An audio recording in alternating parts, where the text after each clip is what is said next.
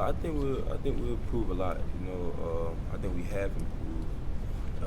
I think that we learned a lot. And being our second year into this program, we're more focused on what we have to do. Taking care of our responsibility. Are you playing multiple positions in the secondary? Yeah, everybody is. Everybody gets to learn everything. So that's where the discipline comes in. That everybody gets to learn each spot so that we can know what the next man has, or somebody falls, pick it up. And the benefit of that is just understanding all the positions. That's right. You gotta learn. You gotta learn it. The benefits of those is making plays. And knowing what the next man has. So if he's out there and he asks the question, hey, what I got? Boom, you can tell him right then and there. Tell him, boom, he gets the job done. Nigel, in the spring, you played some star even in the spring game, and afterwards you said you enjoyed that. Has that continued? Do you still like it? Yeah, I do. I enjoy every position on the field. It's just good to actually know what you have to do because, like I said, going back to what I just told him, it's good to if somebody asks you the question, and you get to tell them, that means you learned it. You know what I'm saying? If you get to teach somebody something, you learned it twice. You know what I'm saying? So being at nickel felt pretty good. You know what I'm saying? And I hope I get to play that role also this year. When you're trying to learn the defense, and when you're teaching other people, what is the most difficult part of learning that always gives people trouble? What's the most difficult thing about it? Yeah, like the thing that sort of you're always fielding questions about or having questions about.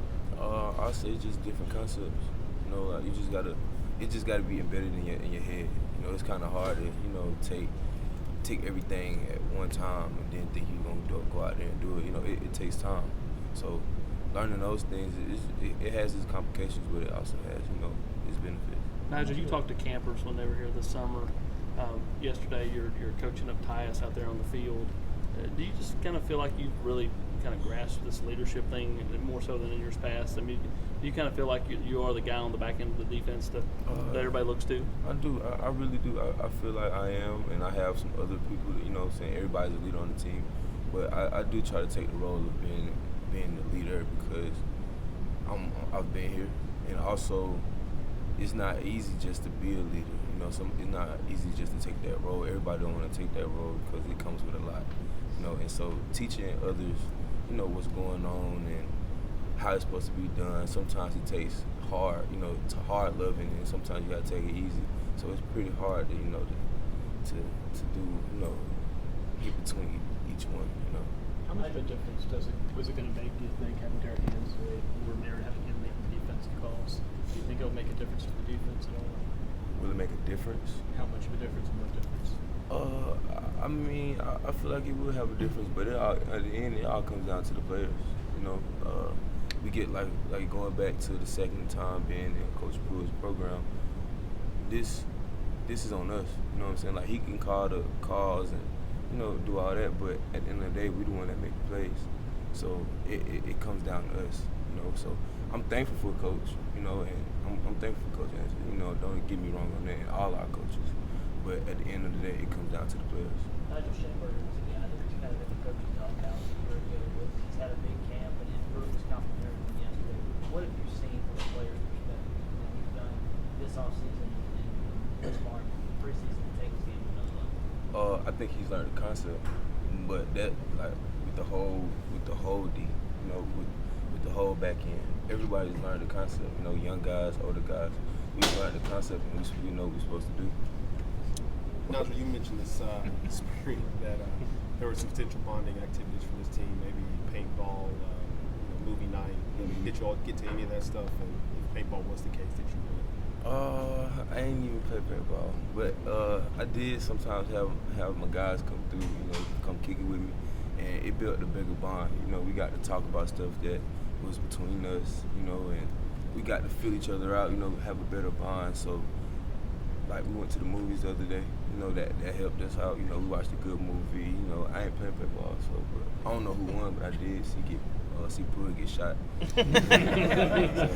So, that's pretty. When you talk about guys learning concepts, what do you mean by that in terms of what kind of concepts in the defense do you have to? I can't tell you all that, but I just feel like when I talk about the concepts, everybody getting to know what the next man has it's a relief because you going out there running around and your mind can get twisted a little bit, you know, hearing everything going around, and some people don't know how to tune it in, tune it out, and focus on what's going on. So if you want to play, boom, I forgot, hey, Nigel, what's this? Or, hey, Will, what's this? Oh, boom, boom, boom, I got you. Okay, now you lock back in, you know, and we can make a play. You know, that's beautiful. Is it a difficult defense that takes time to kind of adjust to? Or? It does take a little time, but yeah, I mean, it comes with its pros and its cons, you know. And some people grasp things, you know, faster than others, and some don't. That's why it's 11 of us on the field, you know. That's why you play with the man that you're going to war with. You know, that's our teammate, that's our brother, you know. So having 10 more people on the field with you, you shouldn't be scared to ask what's going on, you know, things like that. You got to know what's going on. Nigel, Marcus Tatum was talking about how the offensive line has taken a lot of criticism for the team not being that good the last couple of years. Have you seen a different attitude among the offensive line? Yeah, they play with a lot more attitude. Like, I haven't really been a critic on them, you know, but I feel like they play as a whole offense. They're playing with a different attitude, with their quarterback back there doing their thing, you know, having the quarterbacks back there taking control, and once they take control of the O-line, okay, bet, I know what I have to do. They taking control of who's next to them. They're playing with full head of steam. You know, and I'm actually proud of the whole offense because they help us get better. You know what I'm saying? So once they help us get better, well, if we can react or we can lay down, and I feel like the defense, we react. You know, so they make us better. When you said you had some of your guys, were you talking about the other DBs, everybody on the defense, or? Whole team, whoever want to come over, my house is open to anybody, you know, on my team, anybody. I don't have no problem with it. I feel like in order to have somebody trust you, you have to put yourself out there, you know. So you have to accept what comes with it. And I'm thankful. And what movie did you go see? Angel Has Fallen. Yeah, that's hard. When you talk about becoming more of a leader, have you put more emphasis on like the vocal side of it or like the action side? Both sides.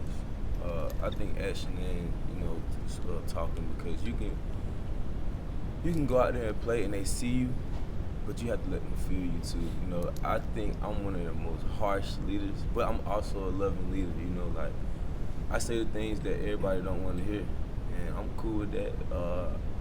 My coaches, I remember they told me don't change who you are, you know, because either you're gonna have them that like you and who don't. But at the end of the day, we all going to get one goal, you know, and that's to win. You know, win the next game each day. That's our goal. So if it takes me to cuss you out or for me to, you know, to express myself, I'm cool with that. You know, because at the end of the day, I'll come to you as a man and tell you, hey, this is what we're going after. You know. Nigel, going against the everyday practice, they hitting us with all type of stuff. Oh, and you know, that's a good question. I mean, they just coming with a lot of ammo. You know, like I said, they're making us better. Like they have us seeing formations that we haven't seen. They're going out of formations that we haven't seen to formations we have seen. You know, things like that. Our discipline. They're helping us with our discipline. At the end of the day, I say that's what really going on. Our discipline.